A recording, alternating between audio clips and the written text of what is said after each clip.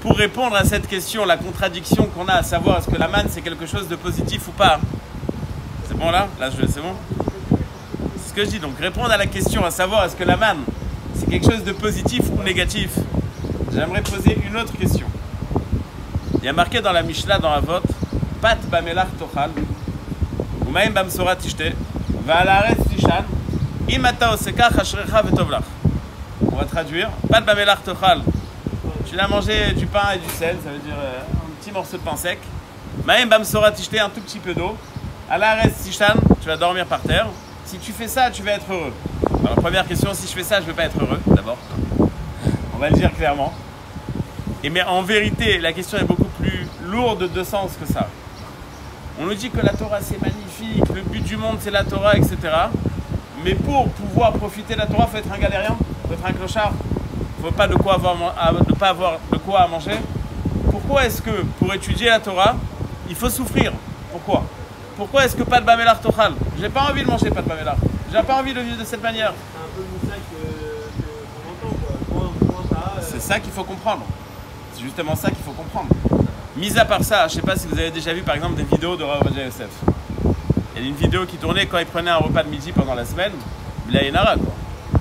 Je vous souhaite un repas de Shabbat pareil.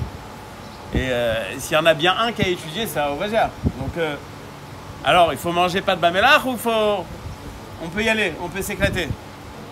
Non, on disait sur notre Rosh Yeshiva. Et c'est pas un kiffeur, mais bon. Quand il était en vacances en Suisse, et on raconte que là-bas, celui chez qui il était, il a dit qu'est-ce que le Rav il veut? Il veut un Leben ou il veut un Milky? Alors il a dit un Leben, un Milky, c'est la même chose. Donne-moi un Milky. Ça veut dire que pourquoi pas profiter? Pourquoi pas profiter? Donc pas de bamelach tochal. Pourquoi est-ce qu'on doit passer par cette étape? Et Shetar, en vérité, on voit que c'est pas forcément comme ça. Le Rav Eliyahu Lopian, quand il pose la question, il donne un machal. Il dit imaginez, vous avez fait construire une maison. Pendant 2 ans, vous avez mis le temps de la construire, c'est 2 ans. Magnifique la maison. Au bord d'un lac, il y a un bateau à côté il y a un petit port pour le propriétaire de la maison. Une maison magnifique. La maison est tellement grande, le jardin est tellement grand que pour arriver à la maison, il faut passer il y a quelques centaines de mètres. Et le jardin, c'est l'horreur. Il y a de la boue, il n'y a pas de route, c'est une catastrophe, il n'y a pas de jardinier, c'est la catastrophe. Pourquoi est-ce qu'une si belle maison, elle doit être entourée d'un jardin si moche? Pourquoi est-ce qu'une si belle Torah, elle doit être entourée de difficultés? Pourquoi est-ce que pas de bamelach tochal? Pourquoi? En quoi c'est pas compatible de bien vivre et en même temps de bien étudier? Pourquoi est-ce d'après la lecture simple qu'on a, on voit pas de bamelach tochal? C'est comme ça qu'on doit étudier.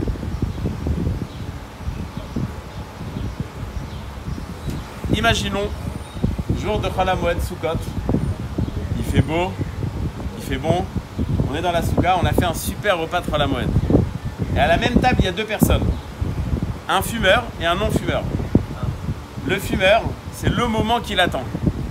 Entre le poisson et la viande, il ne peut pas l'avoir vendredi soir. Il a maintenant Chol HaMoed, il va sortir sa clope. Il est au top, il est heureux. Le non-fumeur, il étouffe avec la fumée. C'est pas seulement qu'il kiffe pas, ça le dérange. On a quelqu'un qui a un besoin et qui va combler son besoin. Ah, il est content. Il y a quelqu'un d'autre qui n'a pas ce besoin. Qui est la personne qui est plus heureuse? Celui qui a un besoin et qui arrive à le combler, ou celui qui n'a pas de besoin? Un drogué, avant de se piquer, il n'est pas bien. Après, on ne peut pas lui parler. Et quelqu'un qui n'a jamais touché à la drogue, alors lui, il ne peut pas kiffer, lui, il ne peut pas profiter. Qu'est-ce qui est le plus heureux? Celui qui a des besoins et qui arrive à les combler, ou celui qui n'a pas de besoin? Celui qui arrive à gérer ses besoins. Dans cette Mishnah de Pat bamelach tochal, la Mishnah nous répond. Quelqu'un qui est au service de ses instincts, il est esclave de ses besoins. Donc c'est vrai qu'il peut être heureux, il peut avoir un sentiment de bonheur. Comment? Il a des besoins, il a des manques. À chaque fois qu'il va combler ses manques, il va sentir qu'il est heureux. Quelqu'un qui n'a pas ses besoins, il n'a pas ce manque. Alors quoi, il est malheureux? Non. Il peut avoir, ça dépend comment il va le vivre. Imaginez le gars qui a une super belle baraque, Tel Aviv, face à la plage Frischmann. Magnifique. Il reçoit une pub sur les plages à Tahiti. Ah, il n'est pas bien le gars. Ah, il y a une plage avec les cocotiers, il y a tout ce qu'il faut. Attends, tu vis dans un endroit magnifique. Non, à partir du moment où on t'a fait rêver, On t'a dit là-bas c'est super, là t'es pas bien. C'est-à-dire qu'à partir du moment où on a créé un manque, on va te donner aussi le moyen de combler ce manque. Tant que t'as pas comblé, t'es malheureux. Mais il y a 2 minutes, tu connaissais pas le problème. T'étais bien dans ta vie, tout était parfait. Tu viens d'acheter une voiture, t'es heureux. Elle est exactement comme dans tes rêves. Le voisin il rentre 5 minutes après avec la même voiture, avec une option en plus, t'es malheureux. Quoi, il y avait cette option et je savais pas. Il y a 5 minutes, ça te manquait pas.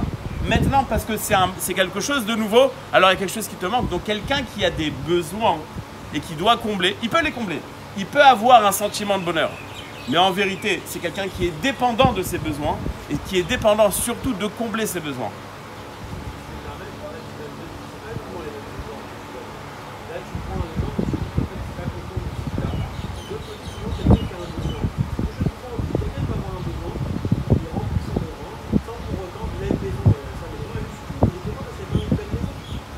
Mais après, il s'habitue.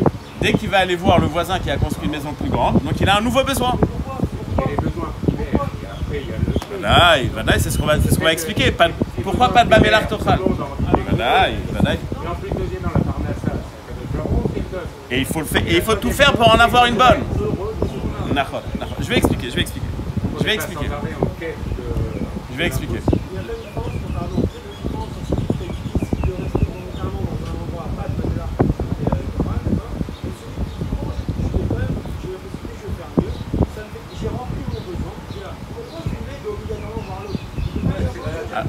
C'est pas forcément l'autre. Je vais donner un machal que le Gaon de Vina il donne pour répondre à ta question. Je vais donner un machal. Quelqu'un qui a besoin d'être heureux, pour être heureux, il a besoin d'avoir, ça ne va jamais s'arrêter. Parce que quand il a, il veut encore. Ça y est, le sentiment qu'il a eu en comblant son besoin, il est comblé. Donc maintenant, il y a un vide. Donc maintenant, on va avoir un nouveau besoin qu'on va combler. Et on est tout le temps en train de courir. Vous avez déjà écouté des gens qui te parlent en vacances de ce qu'ils ont kiffé les vacances dernières et ce qu'ils vont kiffer les vacances à venir. Pourquoi? Maintenant, tu n'es pas en train de kiffer? Non! Maintenant, j'ai besoin de préparer comment est-ce que je vais kiffer la prochaine fois. Donc, le Gaon de Vina, il donne un machal. Il dit, imaginons quelqu'un, il crève de soif. Pendant 3 quarts d'heure, il te dit, ah, j'ai envie d'eau fraîche. Je lui sors une bouteille d'eau minérale du congélateur, elle transpire. Il est content, il prend même pas un verre, il la boit directement. Seulement, dans l'eau, il y a du sel. Sur le moment, il a plus soif. 2 minutes après, ça se réveille encore plus. Il va aller encore boire de la même bouteille. Il va avoir encore plus soif. C'est-à-dire que si on a besoin d'être heureux seulement par le moyen de combler un manque, eh ben on va devoir se créer tout le temps un manque pour être malheureux, entre guillemets, pour devenir heureux. Mais il y a un autre moyen d'être heureux, c'est de ne pas avoir de manque. De ne pas sentir qu'on est en manque. Donc il y a 2 moyens, ou ne pas avoir et avoir, ou ne pas besoin d'avoir. Non, ça c'est primaire, ça tu peux y aller. Si tu me parlais d'un vrai croissant, etc., mais là c'est bon, tu peux. Ça c'est pas de Bamelar Tochal, ça. Donc, la Torah nous dit comme ça. Pas de Bamelar Tochal, c'est quoi? C'est être capable de ne pas avoir de besoin. Et c'est une belle phrase, hein. Pas de Bamelar Tochal. Pas de Bamelar Tochal, c'est-à-dire être capable de ne pas avoir des besoins. Bon, c'est beau dans l'absolu, mais tachles, comment je fais? Il y avait une histoire avec un bachor qui était à l'Yeshiva.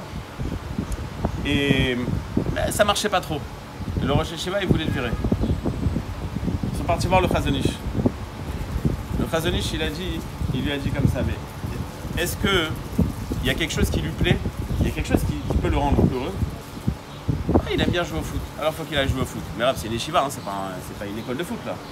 Il dit, mais pour que quelqu'un il soit heureux, il faut qu'il ait quelque chose. Il faut qu'il y ait quelque chose qui lui fasse plaisir. S'il n'y a rien qui lui fait plaisir, alors il sera malheureux dans tout ce qu'il va faire. Tu es obligé de lui donner un sentiment de réussite, un sentiment de plaisir. Et après, quand tu as équilibré, il pourra même faire ce qu'il n'aime pas forcément. La Torah, elle te dit comme ça. Il y a ceux qui vont vivre le monde matériel. C'est un but en soi. C'est un but en soi, ça devient un besoin. Ça devient une drogue. C'est comme cette eau salée. Tu as besoin de cette eau-là. Mais en vérité, tu es tout le temps en train de te désoiffer avec de l'eau salée. Donc tu vas être heureux à travers la création d'un besoin, combler le besoin, création d'un besoin, combler un besoin, tu ne vas jamais t'arrêter. Si tu veux donner un sens, même quand tu n'as pas de besoin, mais de la Torah, donc ce que tu fais, tu peux être heureux en étudiant la Torah avec ce que tu as. Ça ne veut pas dire vis comme un clochard. Tu peux vivre en Ferrari, ça va être pas de Bamelar Tochal. Lama, ça dépend où est-ce que dans ta perception des choses, ça dépend comment tu vis la chose. Est-ce que c'est un but ou c'est un moyen? Il y a un Rosh Yeshiva à Tel Aviv qui s'appelait Reb Shmuel Rozovski. Dans les photos, il a une coupe de cheveux. J'aimerais bien avoir déjà la même quantité de cheveux. Magnifique. Une fois, un élève, il est parti voir le Rav, il a dit, bon, vous nous parlait le matériel. Et toi, tu as une coupe de beau gosse. Il a dit, mais la différence entre toi et moi, c'est que moi, ma coupe de cheveux, elle est sur ma tête. Toi, elle est dans ta tête. C'est dans la perception. C'est pas dans le béfoal. C'est pas contradictoire de bien vivre et de bien étudier. Seulement, comment est-ce que tu vis ça? Si tu vis ça en tant que tremplin, tu vis ton monde matériel en tant que tremplin, la brioute, profite. Mais si tu le vis en tant que besoin, alors jamais tu vas être heureux dans ce que tu fais et la Torah ne pourra pas donner de goût à ta vie. Et pour être capable d'avoir du goût dans du simple, il faut rentrer la Torah. Parce que, rentrer de la Torah, parce que le monde entier, 8 milliards de personnes, on est tous gérés par nos instincts naturels. On a tous un besoin naturel, on a tous des besoins naturels et les publicitaires ont très bien compris. On va te vendre quelque chose. Comment est-ce qu'on va te le vendre? On va te créer un besoin. Mais attends, il y a 2 ans, quand il n'y avait que la 3G, tout le monde était content. Enfin, je ne sais plus où on est maintenant.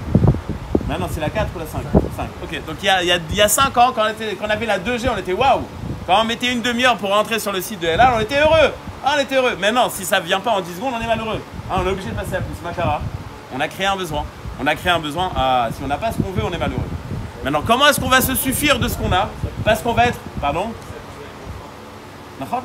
On s'est habitué, parce que le monde il vit comme ça.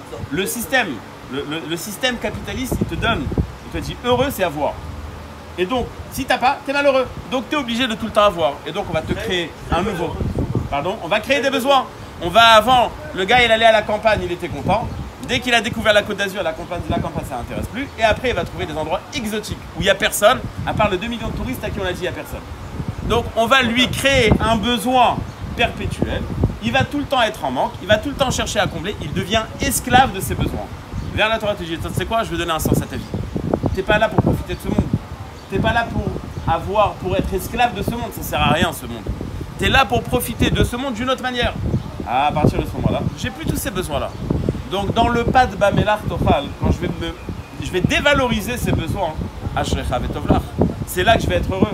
Parce que j'ai réussi à combler mon besoin d'être heureux avec une autre source de joie. Cette source de joie, ça sera la Torah. Et donc, dans ce que je dis, je suis content que ça soit plus, que ça soit moins. Mais il n'est pas marqué dans cette Mishnah, pas de Bamelach Tochal, tu la vives comme un clochard. Ma pitom, pourquoi est-ce que je devrais vivre comme un clochard? Ma pitom, vis comme tu peux vivre. La brioute si tu as la bracha. Rabbi, il a été zochéo de Shulchanot, il était très riche. Et Rabbi, il a écrit les Mishnayot. Et pourtant, à la fin de sa vie, il a levé ses mains, il a dit, j'ai jamais profité de ce monde. Je manque de nous, il a marqué que à ta table, il y avait tout le temps tout ce qu'il fallait. Parce que ma tête, elle n'était pas dans mon assiette. Parce que j'étais pas esclave de ses besoins. J'avais, et alors, tant mieux. Zélo Kachour. C'est pas ça ma source de joie, c'est pas ça ma source de bonheur.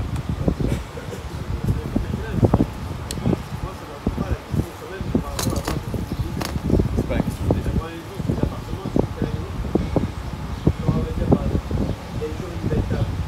Pas toujours, la vérité, Néo.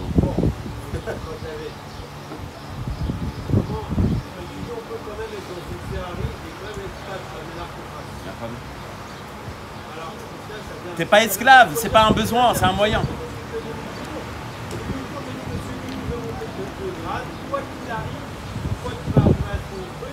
Il monte pas de grade, c'est ce que je dis, il va pas s'investir pour avoir la Ferrari. Il va pas s'investir pour avoir... S'il a cette Ferrari. Héritage. Oh le idéal, il y a marqué dans l'Agmara que Rabbi Eliezer ben Prisma, il était immensément riche. Il était Cohen, il était immensément riche. Il y a marqué qu'il avait 1000 villages et 1000 bateaux. Les Mfarshim m'expliquent là-bas que quand l'Agmara te dit 1000 et 1000, c'est pas comme en général où elle exagère, c'est que Béhémet il avait ça. Il était donc très riche. Un jour il arrive dans une des villes qui lui appartenaient. Ils lui ont dit écoute, ici c'est la ville qui appartient à Rabbi Eliezer ben Prisma, il faut travailler. Mais c'est moi Rabbi Eliezer ben Prisma. Donc l'Agmara dit tu vois que lui, il est jamais parti voir ses employés. Ça ne l'intéressait pas. Me dit l'Agmara, c'est pour ça que Rabbi Eliezer ben Prisma, quand on arrive dans le monde futur, il va être celui qui va dire aux riches pourquoi t'as pas étudié? Parce que j'étais très riche. Et non, tu vois, moi j'étais très riche et j'ai tout le temps étudié. C'est dans la perception, c'est pas dans la poche. Ça dépend comment tu vis la chose. Donc où est-ce que tu vas t'investir? Pour revenir à l'exemple de la Ferrari, si tu t'es investi dans la Ferrari, tu as fait de ça un but. Tu as fait de ça un but, tu seras malheureux quand tu l'auras pas. Tu vas être heureux dès que tu vas l'avoir, mais dès que la nouvelle va sortir, tu vas être encore malheureux. Si j'ai pas fait de ça un but, ok, y a pas de problème, je l'ai, tant mieux. Je l'ai pas, tant pis, c'est mieux si je l'ai. Mais bon, c'est pas devenu un but. Ok, c'est sympathique, mais c'est pas devenu un but. Ou oui ou non, ça m'intéresse pas. Pour revenir à la question initiale de la manne, et après développer un peu plus. On avait d'un côté le peuple juif qui vient et qui se plaint de la manne. Hachem lui dit, la manne c'est formidable. Et dans Parashat Ekev, il dit non, la manne je vous ai affamé. On a demandé, la manne c'est positif ou c'est pas négatif? Dans la Gemara c'est marqué comme ça. L'onitna Torah, et là le ochle aman. La Torah n'a été donnée qu'à ceux qui mangeaient la manne. Lecture, quand on survole cette Gemara, c'est normal. Les gars ils étaient nourris, logés, blanchis. Pépère quoi, il n'y avait rien à faire toute la journée. Il n'y avait vraiment rien à faire. Ils étaient tous tranquilles, donc ils avaient la possibilité d'étudier. D'ailleurs, il y a un Admour qui pose la question. Il dit quand on avait la manne, on avait tous notre parnassa, on avait tous nos habits. Alors comment est-ce qu'il faisait la tzedaka? Alors le juif il n'est pas né pour lui, il est né pour les autres. Comment est-ce qu'il faisait la tzedaka? Alors ils disent comme ça. Un juif il dit alors dis-moi quand tu manges la manne tu penses à quoi? Alors le paysan il dit je pense à la pkeila. Le Marocain dit non mais il faut que tu goûtes la daf. Ok, donc le gars il est content, il écoute la daf. L'Ashkenaz va voir le Marocain, dis-moi toi quand tu penses à quoi tu penses quand tu manges la daf? À la manne, tu penses à la daf. Non, il faut que tu goûtes le kugel. Donc il se passait les recettes, c'est comme ça qu'il faisait du chesed l'un à l'autre, il voulait faire kiffer l'autre, il lui faisait imaginer des nouveaux goûts pour que quand il mangeait la manne, il avait un goût. D'ailleurs, quelqu'un m'a dit que la manne existe encore aujourd'hui. C'est le gefilte fish. Le gefilte fish. Ça n'a pas de goût. Ça n'a pas de goût et tu peux lui donner le goût que tu veux. En tous les cas, ben c'est normal. Quand on a la manne, c'est normal. Qu'est-ce que tu veux qu'on fasse toute la journée? Il n'y a pas de business. Il n'y a rien à faire toute la journée. C'est normal, tu vas étudier à Torah. Ça, c'est l'explication légère. Mais juste après, la Gemara nous dit que les élèves de Rabbi Shimon Bar Yochai lui ont posé la question. Je ne comprends pas. Pourquoi est-ce que Hachem, il donnait la manne tous les jours? Donne-nous une fois par mois, une fois par an. Pourquoi tous les jours? À quoi ça sert? De toute façon, il y a un miracle. La manne, c'est un miracle. Ok, bah, tu sais quoi? Fais qu'on n'a pas besoin de manger. Si tu nous prends la tête, va chercher la manne, fais-la cuire, le goût que tu veux. Tous les jours, il faut la chercher. Pourquoi faire? Rabbi Shimon Bar Yochai, il donne un machal, je vais l'actualiser. Ton fils, il va faire des études à 5000 km de la maison. Qu'est-ce que tu fais? Carte bleue. Il t'a pas appelé pendant 3 semaines. Tu coupes la carte. 2 minutes après. Ah bah ça va? Alors, qu'est-ce que tu racontes de beau? Dis-moi au fait, la carte, il y a un problème. Tout va bien? Elle passe plus, il y a un problème. Hachem, il a dit, je vais vous donner la manne tous les jours. C'est-à-dire quoi, je vais vous donner la manne tous les jours? Personne n'est assuré qu'il allait recevoir la manne tous les jours. Tous les jours, c'est un nouveau combat. Est-ce que tu vas recevoir ou est-ce que tu ne vas pas recevoir? Donc en vérité, tu es à 100% dépendant. Tu ne sais pas si tu vas recevoir ou pas. Vaï ancha, vaï ivecha. Tous les jours, tu es censé être en panique. Tu ne sais pas si tu vas manger demain. Et quand même, tous les jours, tu recevais la manne. Nous dit la Gemara, l'onitna Torah, et là, les manne. Pourquoi? Parce que la Torah, c'est un challenge. Parce que la Torah, elle veut que tu viennes dans ta perception évoluer. Comment est-ce que tu vas être capable de te couper de tes envies, de tes instincts, quand tu vas les dévaloriser, quand tu vas être dépendant d'autre chose? Eh bien, tu vas être dépendant directement de Hachem. Je vais te donner la manne tous les jours, peut-être oui, peut-être non. Peut-être aujourd'hui tu vas la recevoir devant la maison, peut-être il faudra marcher 2 km. Tu es complètement dépendant. À partir du moment où tu es complètement dépendant, là tu peux te couper de ce qui est habituellement tes besoins, ta vie matérielle. À partir de là, tu peux commencer à étudier à toi. Et donc, dans cette manne-là, il y avait autant vayancha vayarivecha. C'était autant difficile que c'était autant un kiff. Pourquoi? Parce qu'à partir du moment où j'ai rentré le facteur Torah, à partir du moment où c'est maintenant la Torah qui est le centre de ma vie. Donc maintenant, dans ce que j'ai, je suis heureux. Ashrecha vetovlach. Donc, ochle aman, tout ce que tu veux goûter dans la manne, tu peux goûter. Mais pourquoi? Parce que maintenant, je suis passé de stade, j'ai changé de perception. Dans ce que j'ai, dans ce que j'ai pas, je suis heureux. Parce que le écart de mon besoin et le écart de ma source de joie, il est plus comme il était avant. Mon bonheur, je le cherche autre part.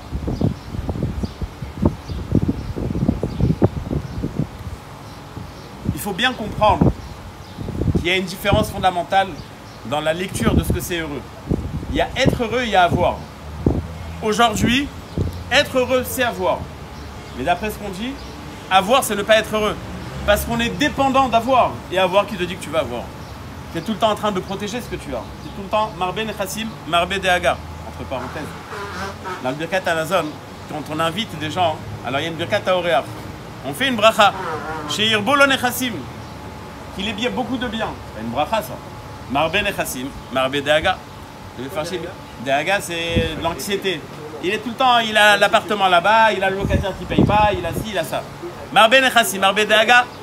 Disent les Mefarshim, de toutes les façons, quelqu'un qui n'est pas Ma'amin, il est tout le temps doeg. Il est tout le temps stressé. Alors autant être stressé avec des biens que stressé pauvre. Autant être stressé quand il a quelque chose. Mais le but en soi, c'est de jamais être stressé, même quand il n'y a rien du tout. Même quand il n'y a rien du tout, ça marche. Rabbi Yaakov Ganiski a raconté que ils étaient à la Yeshiva de Novardok et eux, ils travaillaient sur la Midat Bitachon. C'est quoi travailler sur la Midat Bitachon? Il va prendre le train sans un sou. Maintenant, quand il va acheter un ticket, il va se prendre sans un sou, Hachem Yazor. Pardon? Ça dépend du niveau du bitachon. Ça dépend du bitachon. Plus tu as du bitachon, plus c'est pas un S. Il y a une histoire avec Raphaël Kanevski quand il devait marier un enfant. Aux fiançailles, donc les parents ils ont parlé, combien tu donnes. Raphaël Kanevski il a dit 25 000 $. Sa femme elle lui a dit mais il y a 0 sur le compte. Ils ont dit que c'est ça qu'il faut donner, j'ai donné. Mais d'où tu vas donner?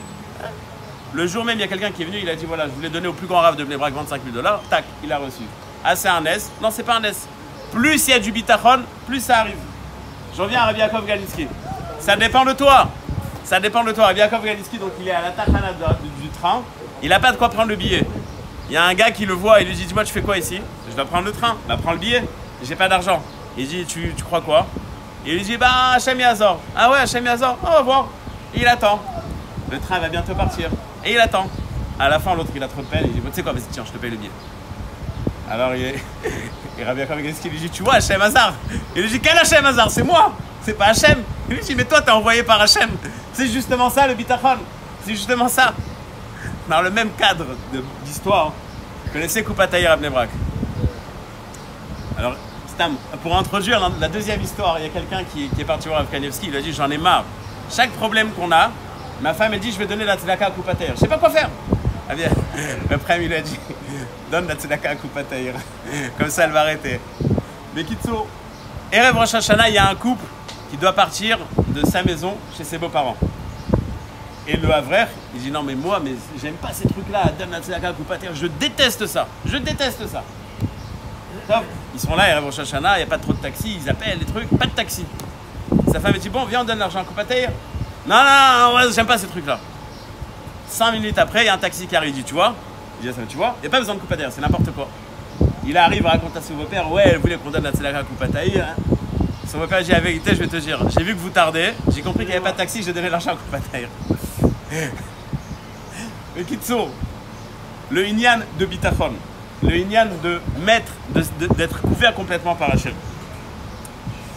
Il y a une histoire qu'on connaît tous.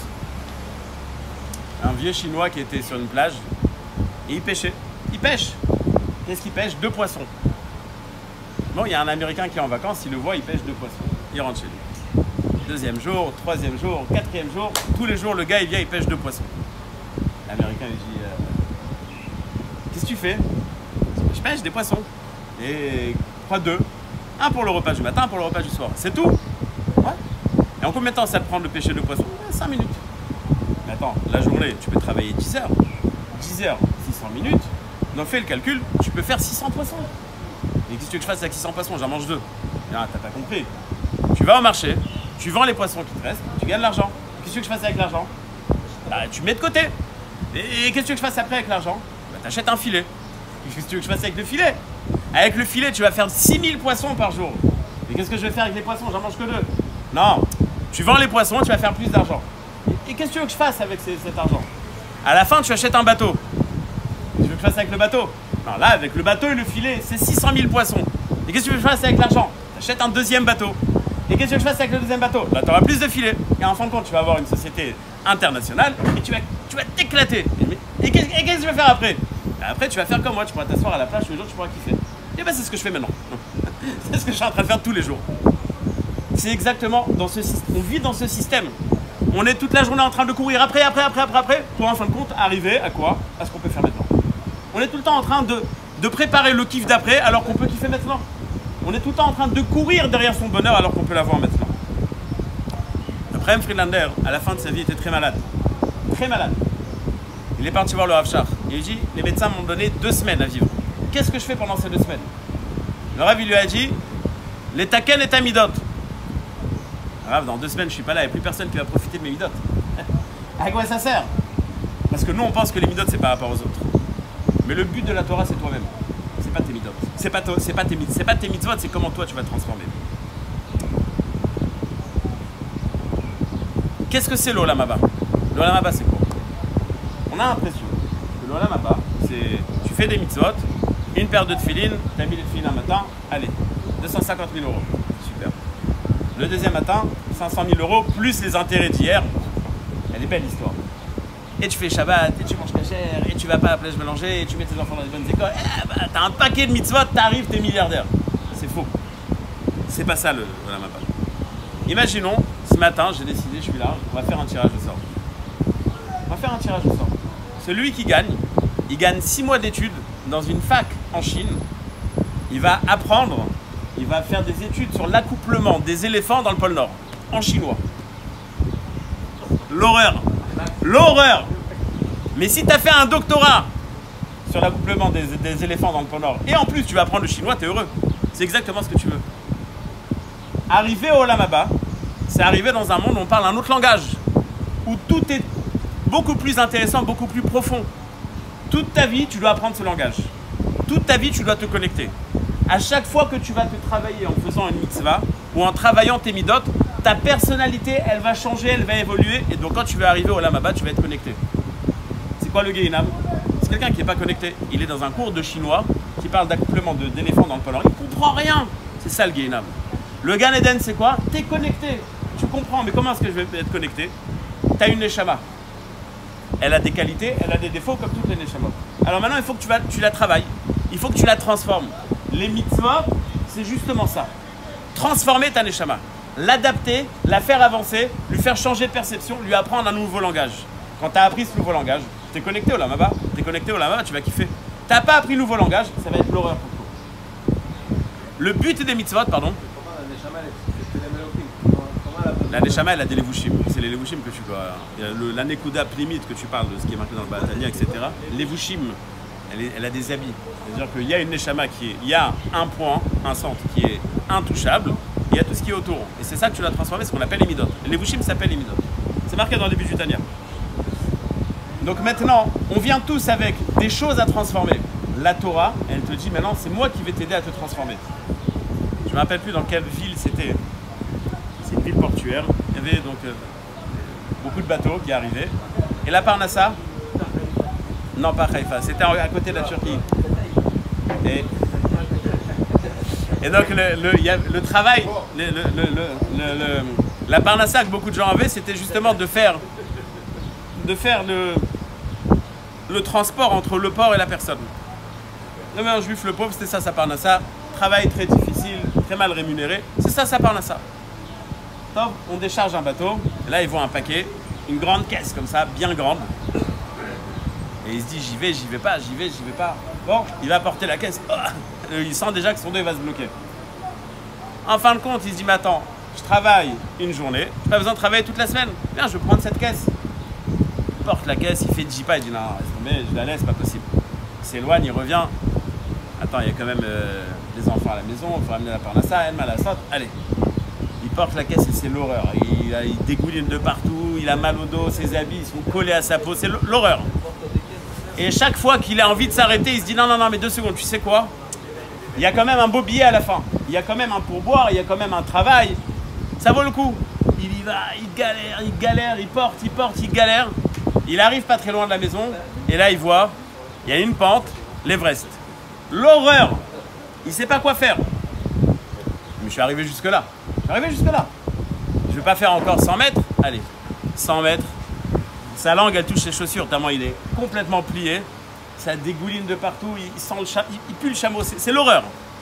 Il arrive devant l'adresse et là, waouh, ils vont un palais. Il est magnifique. C'est l'embelli. Non seulement il va bien me payer, mais en plus je vais avoir un beau pourboire. Il sonne. Il y a un valet qui lui ouvre la porte. Oui. Livraison. Il dit bah allez-y.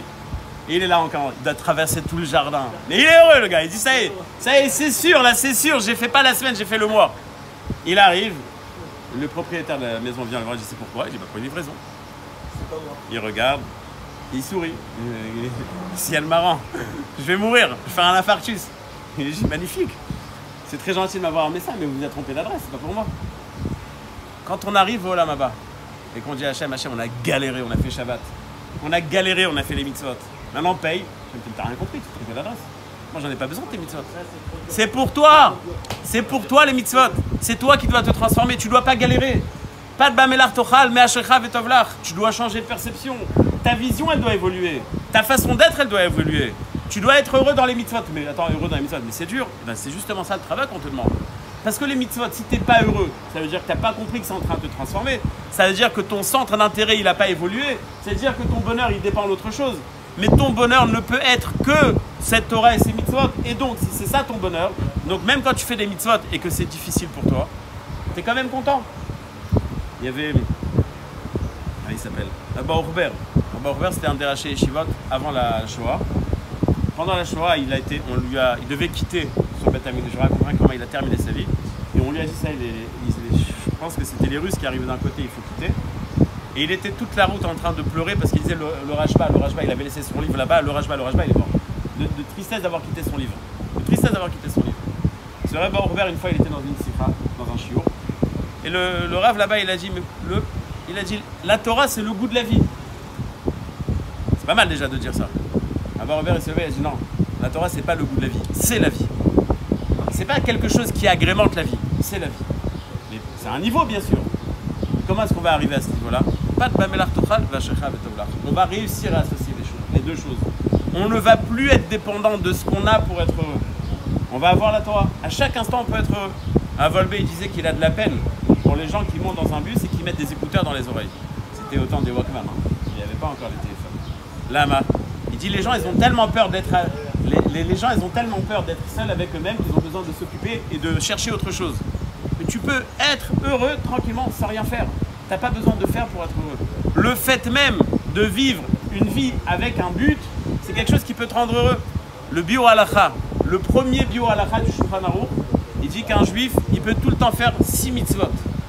Tu marches dans la rue, tu viens de te lever, tu es à côté de tes pompes. Ani ma'amin be'emunah shlema. Je crois en Dieu. Ani ohev et Hashem. J'aime Hashem, j'ai accompli 2 mitzvot. Mais pas dans le mode où j'ai fait des mitzvot dans le compte en banque. Ma perception, elle a évolué. Plus ma perception, elle a évolué, plus je vais pouvoir kiffer plus ce que je suis en train de faire. On va conclure.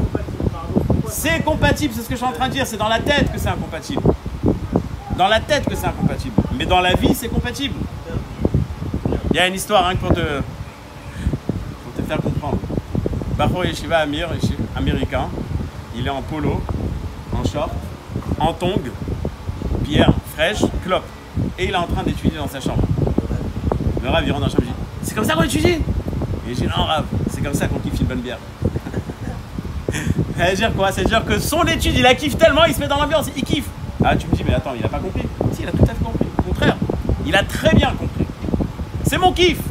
C'est pas « Ah, j'ai pas le choix, il faut étudier. » Non, non, je suis en train de kiffer. Je suis heureux. Après la guerre en Israël, il y avait des gens qui étaient dans des yeshivot qui ont décidé, après ce qu'ils ont vu, on ne peut pas les juger, de plus faire la Torah. Mais ils étaient le Shabbat avec une clope en train d'étudier un Ktsot, en train d'étudier une Gemara. Ils kiffaient tellement qu'ils étaient en train de le faire. C'est-à-dire que c'est dans la perception qu'on va changer. Pas dans les. Pas dans le. Pas je fais une mitzvah, bon allez, j'ai fait une mitzvah, j'ai fait une bonne action, aujourd'hui envoie-moi la bracha. T'as rien compris toi. T'as rien compris, le but il est là, il est pas là-bas. La bracha ou pas la bracha, tu la recevras. C'est pas par rapport au nombre de mitzvot que tu as fait, c'est comment tu vas les faire. N'oublions pas de bamelar tochal ve'mayem amsorat tishte, c'est pas un mode de vie. C'est être capable de vivre la Torah dans ce mode-là. Être capable de le vivre dans ce mode-là, ça veut dire une chose. Ça veut dire que tu as évolué, que ton bonheur il est autre part. Ça veut dire que ta Torah tu la vis d'une autre manière. Ashecha vetovlach, nous dit la Mishnah. Puisque Béhémet tu le vis de cette manière. Donc toute ta vie, tu es content parce que toute ta vie, tu as quoi et comment te parfaire en mode rouhani. Qu'Hachem nous envoie la bracha à tous. Amen.